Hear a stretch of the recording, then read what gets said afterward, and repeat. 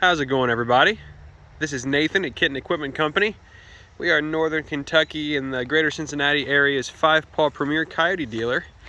And I have finally, after 2 years, every bit of 2 years, I have finally gotten the opportunity to get my hands on the very first canine cab that we've seen here.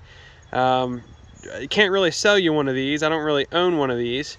But this is one that I can actually see and show people and get my own hands on. So it's been 2 years since Coyotes announced this canine with the full cab. And I really still couldn't sell you one off my lot if I wanted to, but I think here this year we're finally getting these things trickle in. They've had some setbacks with manufacturing. They've changed glass manufacturers, and they've had apparently there was a transmission that they had a hard time getting because of all this COVID stuff. But this year we're supposed to finally start getting our hands on them. So now I get to do my very first walk around where I'm alone and I can actually dig into the meat and potatoes of this. The canine is Coyote's only UTV that they offer. They make and they have for years. They had a Mecron, then they had the canine about 4 years ago that is basically just an updated version of the Mecron. But it's only offered in an open station 2-row, an open station single row, an open station 2-row, so a 3-seater, a 6-seater, and then now we've got the single row with the full cab. And this cab is not just like you would see, a field cab with a little basic heater built into it and some cheap plastic coverings. This is a fully sealed cab with heat and air conditioning from the factory, like what you'd see on a full-size cab tractor.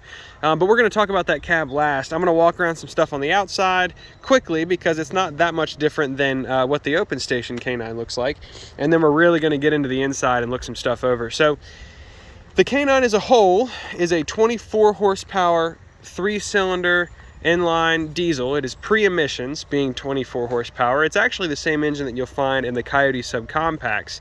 I have a subcompact CS series at home, 62 cubic inch, little engine, works great, very reliable. The whole unit itself is designed to be more of a work machine. You're not going to get more than about 35 miles an hour out of this. But the power that you do get out of it is very torquey. It is driven by CVT, and diesel utility vehicles are all going to be driven in one of 3 ways. CVT is I'm going to say, most popular way. You're also going to see a hydrostat, like you would see in a tractor. Some manufacturers make a diesel UTV with a hydrostat, and they are very low speed, high torque. It's basically a tractor transmission. Then you're going to see some that are, shaft drive with some more mechanical stuff, and those are really, really high dollar. That's kind of what separates this thing, is this thing can be had for around or maybe a little more than 20,000 set up with the full heat and AC cab. So it comes out to a lesser dollar amount than what you see in that marketplace for some of these. So yeah, this one is 24 horsepower, 3-cylinder diesel. CVT driven. You have a high and low range. It's going to get you up to about 25 or 30 miles an hour at most, and it's a workaholic. It's got a huge steel with a Duracoat bed. This bed is the largest in class, tailgates included, has tie downs built in. This one's actually being used by somebody, so this has a some dirt on it already. The bed is a dump bed. It has a gas piston assist, but you can add an electric dump. Let's see, there we go. So this one's just an assist. Underneath here you've got all your access to everything. There's your CVT case, the engine. You can get to most of the maintenance items right there on the other side. Pretty simple. The suspension on these, just like the regular canine, fully independent, McPherson strut all the way around. Your there we go, yeah, there it is. Your axles in the front or rear have been updated with the cab. That's what I'm looking for here. And the brakes have actually been updated as well. They're a little bit heavier, but those really aren't the exciting things. The 2 exciting things the cab got updated with mechanically. One, the transmission has been updated. There's a new supplier. That's what made it take so long, apparently. And it has engine braking now, which is very noticeable. If you drive a regular canine open station and you let off the gas pedal, it'll pretty much immediately jump into neutral you know, most CVTs do that. They're driven by the engine RPM. So as the engine RPM revs up, it expands the clutch and the clutch hooks, and then you're off. And then as the engine revs down, when you let off the gas pedal, that clutch will unexpand and then eventually break loose, and then you're in neutral, which is great for coasting, but not great for steep hillsides. So this actually has electronic engine braking built in, and it will hold you back on a hillside. It's something we've wanted a long time in the K9s. The other thing this has, the open station K9 currently has a hydraulic steering rack. They have changed this over to an electric steering rack, which might be a little more complicated, but gives you the ability to have variable steering. So this steers a lot better on the roads, a little more controllable, and has variable steering ratio, makes it a little easier to turn. So the updates to this on the outside are new suspension, new brakes, new transmission, new power steering, but the engine are basically the same. The frame is basically the same. On your front and rear axle, you've got a locking rear differential, and you've got a limited slip front differential standard. So there's the mechanical differences on the outside. The outside of the cab obviously looks different, but the frame is the same. So they just built the cab into the old frame. It is really, really cool. We're going to go over that in a minute. The front end is the same with the grill guard. Probably the biggest difference in the front end is if you look under the hood on the open station, this used to be a storage space. Now all of our HVAC is here. So no more storage up here. It's still not hard to get to things. You've got radiator, you've got some fuses and stuff, but this is no longer for storage. That's where they had to pack the AC unit. That's how we close the hood. And then on the front, you've still got your front hitch, you've still got your grill guard standard, and then you've got the rear hitch as well. Fuel is right there. So very similar to what you'd see in the open station on the outside. I'm going to close this bed with the safety. Work with me here. There we go. Now the exciting part is what's on the inside. So this cab is fully enclosed and sealed like what you would see on a cab tractor, and they've really outdone themselves. They've changed everything from the doors. They've changed a lot of stuff on the inside of here just to accommodate the fact that it's sealed, so they don't have to be as concerned about weather getting in here. Your doors are really cool. They open from the inside. They have nice little struts to hold them open, and then you've got actual crank windows like I'm in a 1996 Toyota Corolla. It's pretty sweet. It works great, actually. It's awesome. These are these are glass. I was gonna say polymer, but that's glass. Wow, that's cool. And then obviously the front's glass, and then the rear is plastic. So that's confirmed. Inside here, a lot of things are laid out very similar to the regular K9. So e-brake, horn, turn signals, and headlights with brights, just like a normal stalk. You've got your four-wheel drive control, you've got your rear differential lock. Here you're going to have switch positions for road flashers, you've got your front and rear work light button, and then you've got your front windshield wiper that does have spray as well, so to clean off.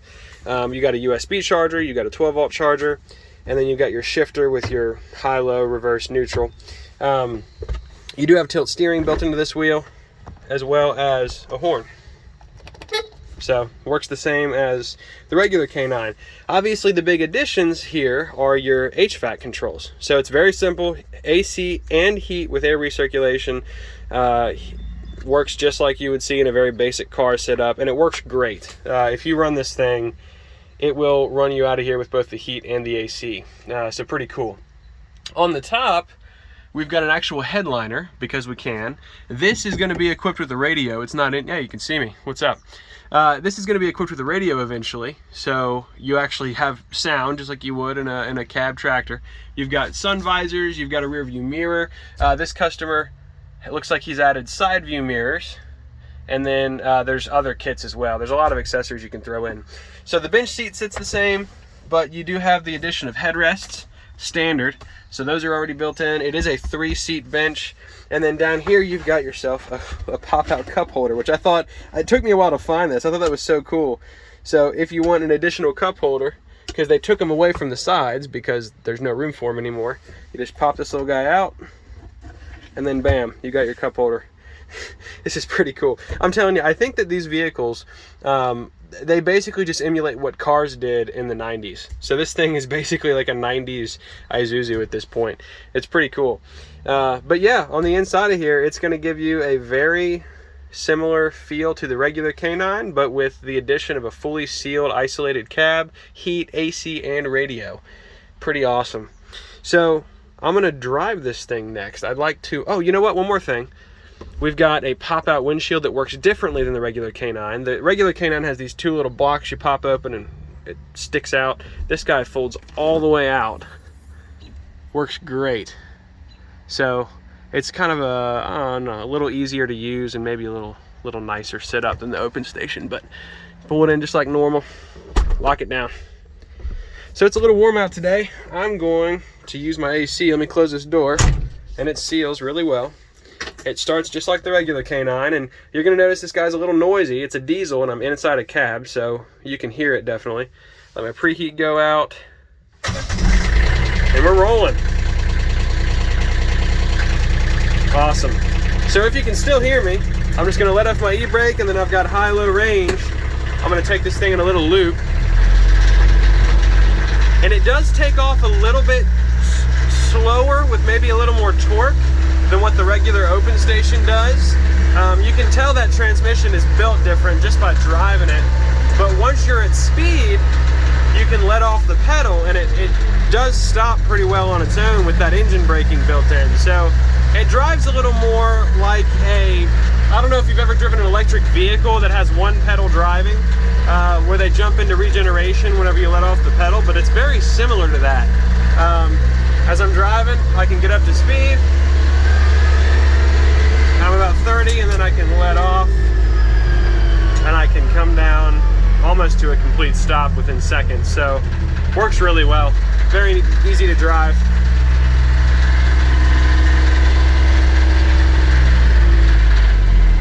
And we're back where we started. Get the AC rolling. Oh yeah, you can definitely hear the AC kick on at low RPM.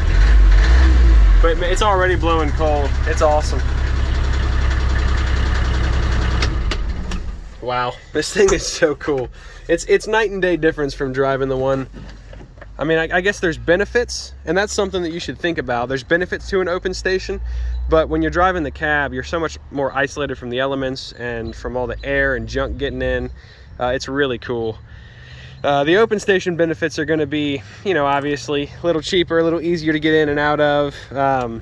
You wouldn't be as concerned about things like glass driving through the woods with trees and stuff, but everybody's going to have that conversation. It's the same conversation you have to have with yourself if you're thinking about an open station tractor versus a cab tractor. And you know, money. This thing is at least $3,000 or $4,000 more than the open station variant, so something to consider when you're looking at them. But it is really nice, and for the money, you know, you'd have to compete out there with all the other cabbed models on the market, like the Polaris, Ranger. You know, obviously the Kubotas, they're going to have an RTV that's a cab unit, but I think this thing fits really nicely in the lineup. I'd encourage you to look at one when you can. You're not going to have an easy time finding them yet. There were only a few initially in the country, and I don't have any that I can sell you yet, but here in the next few months, I think we're going to start seeing them trickling in, and feel free to stop by and look at one. If you're curious about what we have in stock, you can visit our website at www.kentonequipment.com and look at all of our existing inventory and check out our tractor builder and see if you can build one of these on there with whatever accessories you're looking for. And feel free to give us a call, 859-356-9091. Thank you for checking this out with me, guys. Let me know if you got any questions, and feel free to stop by anytime and see it.